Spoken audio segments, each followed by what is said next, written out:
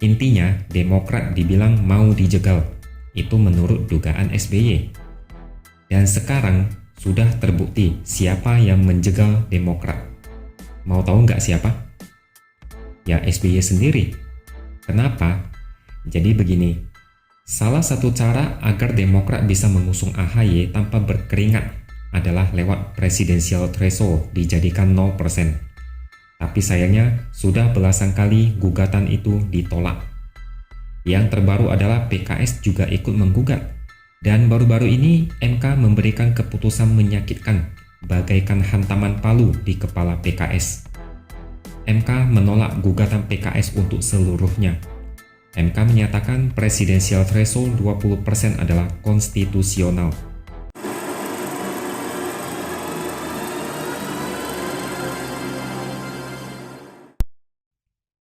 Selamat pagi, siang, sore, malam, bertemu lagi dengan saya X Hardy di Opini Sewer. Kali ini kita akan bicara tentang AHY dan SBY lagi.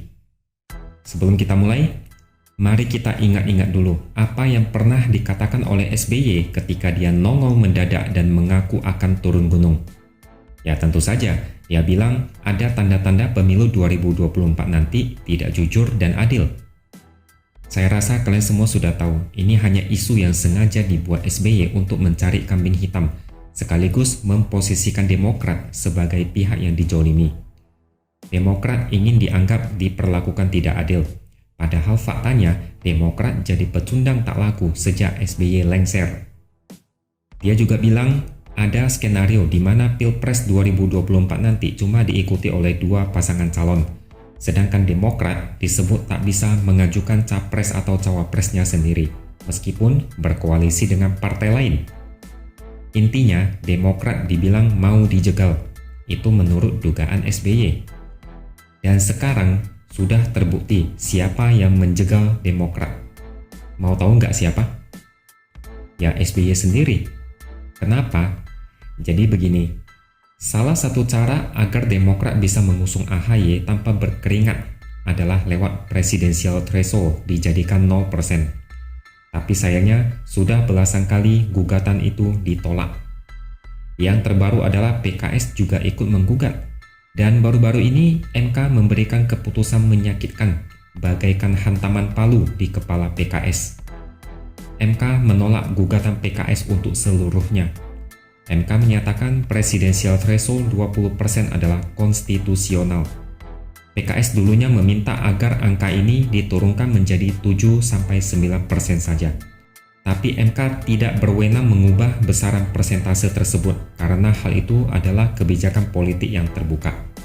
Dengan demikian sudah 12 kali aturan ini digugat dan semuanya ditolak. Sebagai flashback, coba lihat-lihat kembali daftar penggugat berikut ini.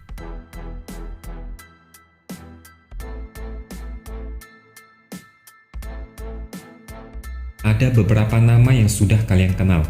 Dua di antaranya yaitu Gatot Nurmantio dan Rizal Ramli yang diketahui cukup kebelet untuk ikut capres.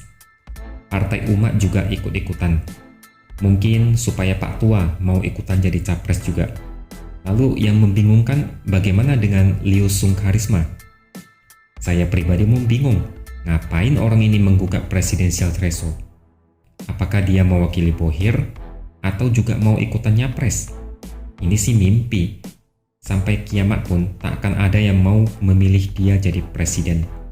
Tapi kalau jadi kepala lingkungan atau Kepling, ya mungkin masih bisa. Intinya gugatan ini kebanyakan dilakukan oleh kelompok sebelah, termasuk PKS. PKS juga terlihat bernafsu, mau ngusung calon presiden sendiri tapi terhalang oleh aturan ini. Ini cuma modus supaya PKS bisa leluasa mengusung kadernya yang tidak bermutu. Baik Demokrat maupun PKS sama-sama bermuka tembok. Nggak pernah ngaca. Pertama, mereka pura-pura bodoh. Gugatan sudah ditolak belasan kali. Bagaimana mungkin MK bisa mengabulkan gugatan PKS? Kalau dikabulkan, artinya belasan gugatan sebelumnya jadi terlihat aneh, yang justru mengundang kecurigaan. Dulu ditolak, tapi kenapa yang sekarang malah dikabulkan? Kan logika ini jadi kontradiktif dan mencurigakan. Makanya, mau gugat berapa kali pun hasilnya tetap sama. Kedua, ini terkait dengan senjata makan tuan. Sejarah berubah jadi senjata yang bikin Demokrat dan PKS nangis bersama di pojokan. Hal ini pernah diungkapkan oleh Yusril Ija Mahendra yang pernah menggugat aturan ini. Dia tegas mengatakan presidensial threshold 20% adalah kerjaan SBY dan JK saat berkuasa pada 2009. Aturan ini adalah kepentingan politik penguasa saat aturan itu diterbitkan. Sebenarnya, tahun 2004 hanya butuh 10% untuk mengajukan capres dan cawapres. SBY saat itu juga mau nyapres, tapi Demokrat cuma dapat 7,4% suara. Jadi Demokrat berkoalisi dengan Partai Bulan Bintang atau PBB yang saat itu mendapat 3,1%. Gabungan dua partai ini cukup untuk mengusung SBY dan JK. Tapi ketika mereka sudah berkuasa, mereka yang menaikkan angka itu menjadi 20%. Untuk apa? Jadi menurut pemberitaan, pada 2009 Demokrat mengalami puncak kejayaan. Demokrat menguasai kursi di DPR sebesar 21,7%. Jadi SBY mau nyapres lagi untuk periode kedua. Jadi ada dugaan SBY mau menghambat calon-calon lain melalui presidensial threshold 20%. Sialnya, rencana itu didukung oleh partai koalisi yang menguasai lebih dari 50% kursi DPR.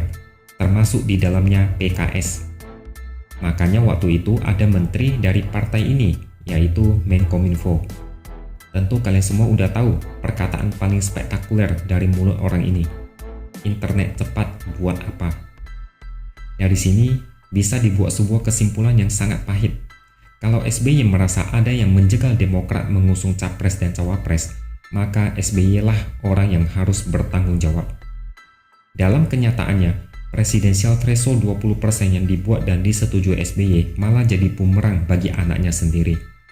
Sekarang AHY mau nyapres sudah mustahil. Mau jadi cawapres pun tidak laku dan tidak ada yang melirik. Jadi kita perlu bertanya pada SBY. Sebagai seorang ayah, apakah SBY sekarang sungguh menyesal seakan menjegal anak sendiri? Apakah sekarang sangat prihatin hingga mau nangis pun tak bisa lagi? Salah sendiri saking rakusnya bikin aturan blunder. Demokrat mungkin berpikir bakal langgeng sebagai penguasa selamanya sampai kiamat atau sampai alien menyerang bumi. Ternyata sekarang mereka terjatuh. Mereka juga yang kebakaran jenggot.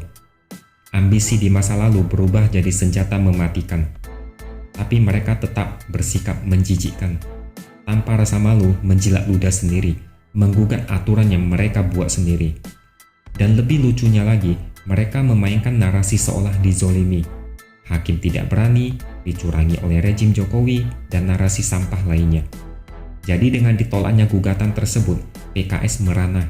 Susah dapat panggung di Pilpres 2024. Demokrat yang paling kasihan.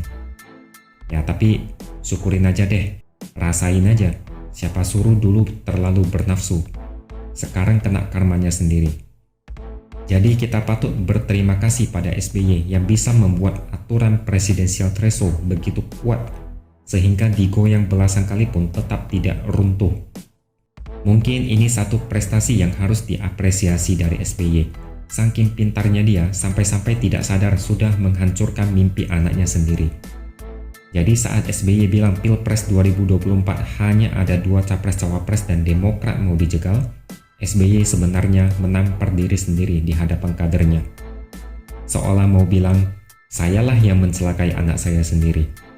SBY harusnya menikmati hasil karyanya ini di masa tua. Harusnya dia bangga karena aturan ini begitu kokoh, tidak bisa dibobol sampai detik ini. Apalagi kabarnya Nasdem keberatan dengan syarat AHY sebagai cawapres. Artinya ada kemungkinan peluang AHY makin tipis. Sungguh gawat kalau begitu.